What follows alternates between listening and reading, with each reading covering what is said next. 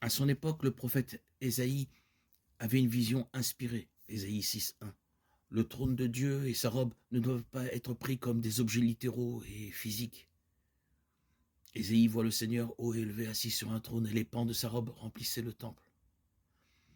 Au contraire, Dieu communiquait à Ésaïe la magnificence, la splendeur et l'exaltation de son être. D'autres descriptions du trône de Dieu se trouvent dans d'autres visions prophétiques, par exemple dans celle d'Ézéchiel et de Jean.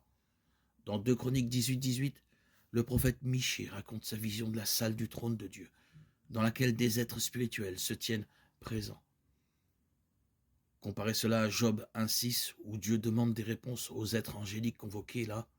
La Bible dit que lorsque Jésus monta au ciel, il s'assit à la droite du trône de Dieu. Hébreux 12.2. Il n'y a pas d'endroit plus élevé que le ciel. Dieu est le roi du ciel, et Jésus occupe la place d'honneur. Il a préparé son trône pour le jugement. Psaume 9.7. Le jugement final décrit dans Apocalypse 20 a lieu devant un Dieu qui règne sur les nations. Dieu est assis sur son trône saint. Il fait tout ce qu'il veut.